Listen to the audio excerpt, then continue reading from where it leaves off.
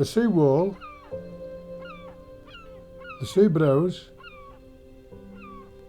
the pier and the dock area.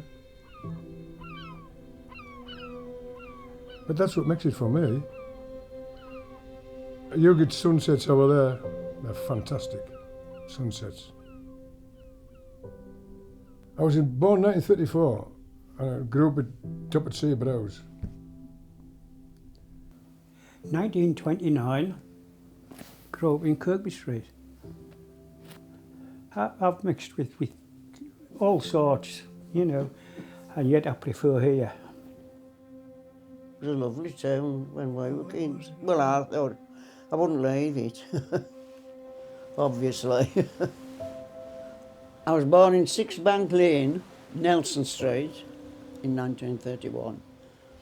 It's gone and it was demolished. Well, your classes are down straight if you're born there. I'm born there. I just love Maryport, always have done now. And I've got on with everybody, and you know, I think they're nice people, good people, put it that way. I've told you about life down here. I know we had nothing, and everybody rubbed along. That's in that late 1930s mind, when there wasn't much going then, was there? And I come from a fishing family. My granddad used to have a share in a rowing boat with a bit of a sail on it, and they used to catch fish and catch a few fish and come back, and everybody shared them. Look at it now, life is so easy now, eh? Good God, it's so easy now. My God. December 1935 I was born. I could not imagine myself anywhere else. I love Grasslet. I think you knew people more because there wasn't as many people in the town. The business people in the town, most of them were local people. You probably know the people in the shops, and people in the shops would be more familiar with you. And they seem to all be friendly. Shopkeepers seem to be friendly anyway. As soon as you walk through the door, how's your mum? Is your nan all right? And that kind of thing. Is your dad still at sea? You know, everybody knew everybody, yeah.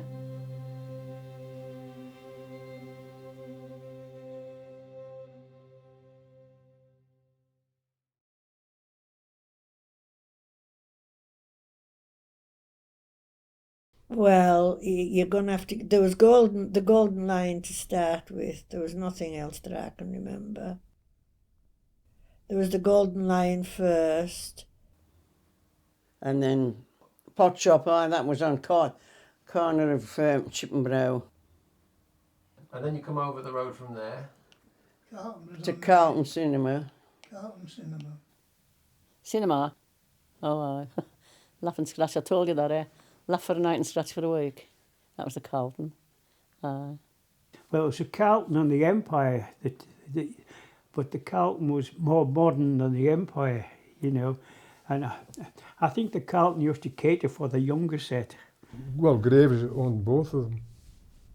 They owned all the cinemas around there, Graves, in those days. Carlton was nearly always cowboys and that sort of thing, you know. And Empire was more musical type ones, eh? There's an old fella on the Carlton, they called him Dan. He used to look after it when you went in. He took your ticket and tore your ticket in half. If you had a boyfriend who was wanting to impress you, he took you to the upstairs. You were in the circle. There was 6 ones downstairs and 9 ones upstairs. If he wanted to impress you, he took you upstairs. 2 for the circle, please. The first film I saw was at Somewhere Over the Rainbow. Wizard of Oz.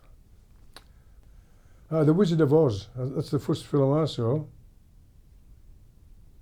And then I also remember the one with Adolf Fleming with Robin Hood. Well, it was just the old films. Carlton, laugh and scratch. It was dog rough like, eh? And kids would get up and start fighting each other in the aisle, and I'd seen you at school and I'm waiting for you kind of thing. And they'd get out in the bloody hell and start wrestling and fighting, carrying on. Because one went to school, one went to another school, but they were arguing about something, and that's where I'm going to find you. There'd somebody patrolling, like when there was a film showing. So if there's any row at all, like, come on, out. Carlton, especially one woman, she was a part of my crowd. Well, you lot here and you lot there. Then we'll get back together after the picture started. She just used to part us because we used to laugh and carry on like you do. And so she part us. And then middle pictures were all back together. Yeah. Oh. She used to make a big fuss all the time. She had a torch with a head like that. Big long torch. Silver-coloured torch with a head like that. There must have been 10 batteries in it, you know, under her arm. And she'd come along with this torch and switch it on and it beam. And he'd be like, what are you two up till? Where's your hands? Put your hands on the front, I can see your hands. Oh, sure. My mother will be saying what's going on here. Let me see your hands.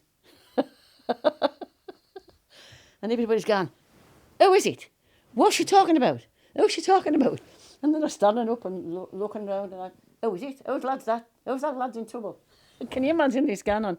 And the film's still going on, and the bloody big torch is going everywhere because she's saying, you shut up.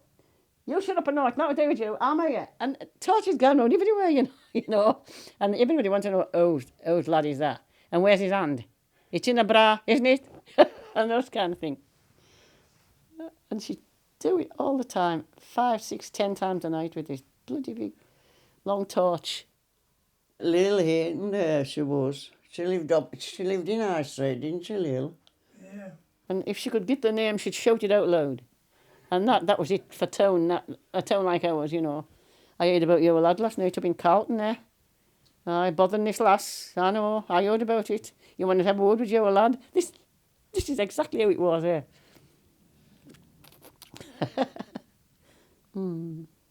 Just to shine a light along the road. You there? Shush. Or you'll go out. There was one of them windows, maybe 2 foot. 2 foot. If you go to the third one and you open that, and you went in that cubicle, all the kids was waiting outside, one on top of the other, and they'd come in through the window, the cubicle, and you'd look to see, he said, where's that old woman with that torch? Oh, she's up there shouting at them lads, come on, she's up yonder with the torch, come on. 6, 7, 8, 10, 12, oh, it's cuddling down, come on in here, there's room along here. And all these kids got in pictures for now. When he come to Ganyam, she'd say, where you lot all come from? Where you lot all come from? Did I give you a ticket? Ah, you did, I'm with my mum. My mum's over there. It went on. She knew, but she couldn't place it. But that was local cinema. Great entertainment, that sort of thing, eh? We passed by Ogni's quite quickly. Do you remember going into Ogni's? Oh, Peter's, oh, I also went in there for ice cream. Next to Carlton, and used to do a roaring trade. When Carlton had a good picture on, I used to go in there for ice cream first. And Oxos, other different drinks. Aye, that's where I met my wife, in there. Ogni's, yes, Peter Ogni, father. Jet black hair, none on the top, just round the sides. Jet black hair, white teeth, brown eyes, and all smiling. He had a nice way with us. I mean, some cafes you go in and, you know, shout, no carry on. Peter didn't bother, I mean. No. And then I can remember he got jukeboxing once. I think I did my courting in there, drinking coffee. Like, not with Mary. And just went with your friends and had a chatter and a giggle about stupid things and... I used to go there every Sunday. We'd go for a walk and then go in for a Vimto. Winter a hot Vimto and summer just a cold one. As you got older, you went in and you sat back to back on these seats, you know, and people behind you sat with the back to you and you were talking to them all the time and passing things over and passing things back. And maybe it held, let's say, 3, 6, 12, maybe about 2 dozen people altogether. Kind of squashy and table in the middle, you know. And you sat there forever. And one of the lasses would come and say, do you want something else? You'll have to have something else, come on. You'd been there a long time on a fourpenny oxo. Of course, and the Italians came over in the 1920s, didn't they? Anivazzi and Tognarelli's at Woking, Ogni, Peter Ogni. The other influx was from Spain, Cueto, one Mrs. Cueto. Yeah, lovely people. Oh, the Italians were the ones that brought ice cream into the country. Really, weren't they? Oh, yes, aye. Go on to Ogni's best.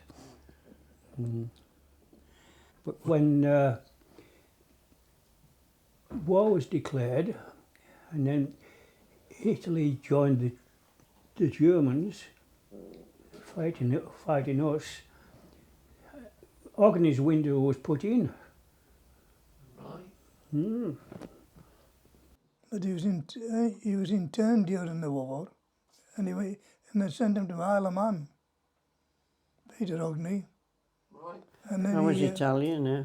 And then he came home and he got a job in the steelworks at Workington, and he was killed in the steelworks. I Peter. I don't know whether the ring came out or the hook broke, but Peter was working on it, and he got it. It backlashed. That was in the Bessemer at Woking. And he was a lovely man, Peter Ogni. One of the nicest fellows you could have possibly met. And then there was a wet fish shop. Jackson, that's it. Fish and rabbits hanging up, and all hanging along the back, and fish, a lot of fish, and herring and all that kind of thing. And it sort of sloped up, but and you stood there, and it was always dripping water around your feet. Smelly, fishy water on your face, because they were always throwing cold water over everything. Did you say Herbert Jackson's father's shop? It would be his father, because it was Jackson's anyway, and I can't say Herbert doing that. Yeah. They educated him.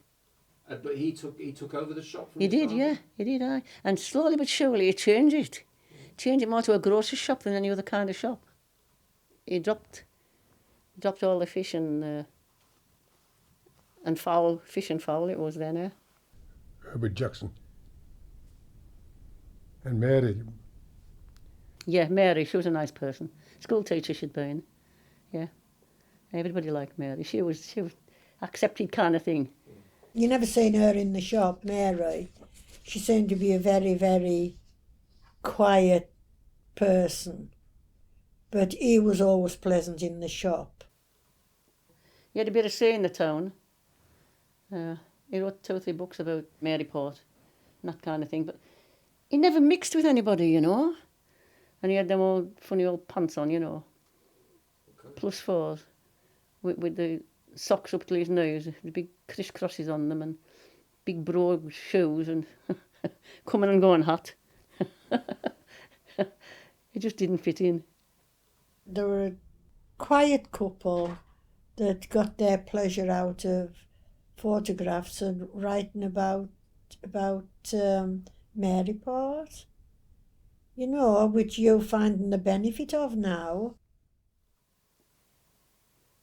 Now, the grocer's on the corner. Greengrocer? Fruit merchant? Aye, fruit merchant, aye. It was Beaky Wilson. Yeah, Beaky, aye. He was a funny old man with a big blue face with veins. Veins all over his face, big nose, bulbous nose, big noisy, on top of you kind of man. Do you know what I mean by that? Overpowering. He was a big man, untidy. Not as tidy as fruit shops nowadays. Why do they call him Beaky, I wonder, eh? But that's what got Beaky Wilson. He had to come in and go not on, I don't mind. One of them that take both ends. A deer stalker they're called, really, yeah. That's the proper name. He had one of them on, well worn. Or boxes would be on floor and maybe one a bit higher, and no, it wasn't tidy. Oh, there was no counters and no shelves, there was no floor. That's what I can remember, especially during war when they got us a supply of maybe oranges or something like that, because there was a shortage of them. It went, well, word would get round that shops had been supplied, so you either went or your mum went and stood in queue. Bananas, if there was bananas, everybody seemed to go mad. But it was mainly fruit that when you've got fruit in, you got queues. My mum would always, or my nana, would always give me a shilling. And she'd say, if you see a queue, join it. It doesn't matter what it is they're queuing for, join it. And when you come to your turn, if they say you're too small, that means it's cigarettes. And tell them that your dad couldn't come out, he's got a bad leg. And you're getting cigarettes for your dad. And you take the cigarettes home. You know, as many you could get for a shilling. Usually a packet of Woodbine, a wild Woodbine, remember them? Wild Woodbine. You take them home then the bartering started then. You know, I mean, 2 cigarettes, what you got for 2 cigarettes, you know. And I remember once I went to the butcher and I said, my nan says there's 5 Woodbine in this packet. What you got? He gave us a tin of corned beef. A tin of corned beef, it was great, you know. You could mix stew with it and stew with it and mix it up with mashed potato and then fry it into patties. And this is the bartering that went on in shops, you know. There was a Maryport, and then Johnson's Cleaners in just a little way spot, then Woolworths. No, there was home and Colonial. Oh, aye. Oh, well, it was a grocer's shop. We didn't sell anything in the home and Colonial what had to be pre-packed. There was bacon, there was gammon, there was cooked ham, I think. And I used to love being on that big bacon machine when we have to clean that, you know. But cheese, lovely cheeses. My mum used to say, go and get his half-pound polony from home and Colonial. We used to laugh how it rhymed, you know. I didn't care for it, like, but it was just for my dad's bait. For my dad's bait, because he worked on Promenade when they were building Promenade. Well, they worked tides there. It was before war, but I mean, I vaguely remember, because I used to go with my mum to check if they were on a night tide, she'll maybe make a can of soup, a broth to check for them, you know. And I used to love to go with them, if it was on night tides, and take them somewhat warm to warm them up there. But I think your parents just got stuck in one shop and they just shopped there, eh? My mother was home and Colonial fan. You know, my auntie, she was Walter Wilson fan. Like those shops, shopping from Walter Wilson's. Because I used to do horse shopping as a kid. But I had to go to Walter Wilson's and to get it at home Colonial. You know, they all seem to have their own favourite shop. Well, you had your choice, eh? And what I used to love doing was pulling the blind out. They always had those blinds that pulled out, you know. They were nearly all, on old photographs, you'll have seen them on street, all the way down. I used to love doing that. Used to sweep the fronts and inside the shop, sweep that out. Oh, I liked it. And I don't know whether I should tell you this or not, but it's truthful. I've scraped more blue bottle eggs off bacon than you could count your years of age in days. Even though they were in a freezer, they were literally on big wooden table. I used to love doing it. And then putting them on a piece of tissue paper and squashing them. Little wiggly worms. Yeah. Nowadays, the shop would be shut. Yeah, it would, would wouldn't be, it? would be closed. But we're all still here. I don't know of anybody dying of it. And I can remember I just got left school at 15.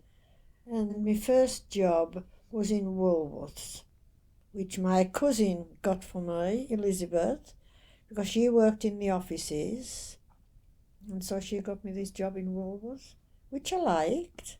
Oh yes, threepence and sixpence stores it was known as. There was nothing, beyond that in price. It was a general shop, If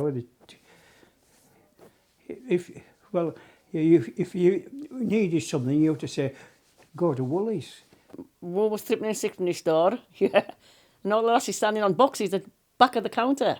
They all stood on boxes with the back to the wall. Now, why did they do that? I suppose so they could look onto the counter there. Well, it's first time we'd seen a big store like that, wasn't it? Likes of us. I mean, it was all sectioned, wasn't it? No, they sold all the modern things. Curlers and rollers and hair dyes and toothpastes and that sort of thing. They'd all the sweets and chocolates on, it sort of sloped up everything until we there. It was always nicely set out, and you knew which area to go for whatever you wanted. Oh, it was the biggest, by far the biggest, yeah. Oh, aye. And brightest. Yeah. Brightest as well, yeah. All the lasses wore the same thing. They all thought they were it and all. All the tidy hair and long fingernails. You couldn't just walk into Woolworths and get a job. I don't know who took them on, but he must have had a pretty good look at them to make sure that they come up to his standard or her standard.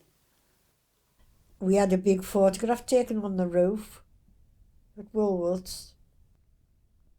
Mr. Lee, he was the manager. It's funny how I remember his name, the first job, and he was a gentleman. He was dapper, smart, well built. He looked like a gentleman when you seen him walking about the store. And so the lovely big canteen, and you could have your lunch there, or just your cup of tea and a biscuit at your 10 o'clock. Downstairs there was haberdashery, us on the electrics, there was the biscuits. Oh, there wasn't a lot of sweets in those days, it was just after the war. Ration books. Everywhere you went, you had to take your ration book for food. Oh, we were on ration books for about 10 years after the war, So there wouldn't be a lot of sweets, there would just be biscuits, and even biscuits, I mean, they went like wildfire when they knew they had broken biscuits in. Then Palmer's fish shop, wet fish shop. So you remember their names? Reggie and Jim Palmer, yeah. Two brothers, yeah. They run fish shop, didn't they? One was a big stout fella, and at the back there would gut and clean the fish. Aye, we had rabbits hanging up outside and right old-fashioned there. And the fellas gone rabbiting, if we could get Sell them fields. rabbits, Rabbiting, buy yeah. rabbits off They them. used to buy rabbits and everything. When I was fishing, he once offered me 22 shilling a stone for skate. Maryport Shore was alive with stuff. You could have gone down, you could have lived off it. No kidding, you could have lived off it. And the hill, rabbits, you couldn't now. He had this wet fish shop, yeah, but I can't tell you much about it because I know the business was on the quay. That's where all the women gutted herring, and it was put into big bottles. And it was Palmer's business, and he used to send them to Isle of Man and make kippers out of them and that kind of thing. That was his business. You come along, the jetty on where Willie Poland lives. You go, there's Willie's, and then the blue and white house on the end. Well, they're both Palmer's yard, and they bolted it all. But it was there, past that house. Now, there's a blue door, and a lovely garden. Well, that was a blue door, but it had a big fan, and it said Palmer's Limited on it, and up and down, blue and white, blue and white, blue and white. A big, double, enormous door. I was quite busy, it was Palmer's yard. They used to get the fish and put them in the thing, this big thing, on the sticks there, and they used to put the shavings in the bottom and then set fire to the shavings, and the smoke used to go up. Smoke them out. They used to go to pictures of a night, those lassies, and folks would say, "Oh, it's them herring lassies, I can smell them herring lassies from here." I suppose it was in the hair and everything, really. It doesn't matter how old they were, how young they were, they all put a coarse brat, they called it a coarse brat on, and a pair of clogs or old wellies or something, and the gutted fish. They had their own special knives, and a bit of red sandstone, and it was get all bent in the middle where they'd gutted, you know, but sharpened them all the time, and gutted these herring, fast walkers. He was good with them, he paid them, and they wanted paid daily as well, I remember, because they couldn't wait a week for money, they wanted daily, and they were paid according to the hour and how many barrels and that sort of thing, you know. So the shop was secondary to what they did, and the fact that they helped so many people in Maryport, and they bought the fish and all from the lads as well, which was good. Well, then there was the Empire. You'd just be with your girlfriends there, 2 or 3 girlfriends, and then the lads would be there, and if lassies fancied anybody, they'd be trying to get sat down where they were sitting at. You could go to Carlton wearing anything you liked, it didn't matter. But the Empire, no, you dressed to go in the Empire. That was a posher one. That was all fancy fretwork at the sides, looked like castles, all fretwork and red velvet, and nice big facade going up the stairs to the big wide steps to the balcony, to the top floor. Ooh, you felt good there. You even talked posher when you were going in there. Carlton was a lot smaller than the Empire. Empire was wider. You went up in the balcony. Oh, it was great, that. And then come along with ice cream on a tray, with a flashlight, sell you ice cream, 6pence for a ice cream. Some old bugger would come back later with his great big torch, carrying a cell on. Dick Hutton, old Dick as we called him, he was at Empire. And he used to bang that stick if you were carrying on in pictures, bang stick. Any morning you're getting put out. Like a wooden partition where you went in and you should bang it on there if you were carrying on, you know, just bang it, tell you to be quiet. The Empire at the back for courting couples. I was never lucky enough to get on one of them. They were just double seats like this sofa. It was all one, with an handle on each side, an arm on each side. Well, if you seen anybody fresh that was Carlton, you'd be looking to say, "Oh, look who they're going with now." Nausean. Went to both of them, Carlton and the Empire. If you walked it out, you could gargle one every night, but there's only one night you couldn't gargle them over. Monday at Carlton, Tuesday at Empire. Went at Carlton, Thursday Empire could have changed. Monday went to Friday, Tuesday, Thursday, Saturday. It changed and you could go every night. So every other night you went there, because nothing else to do except go to pictures.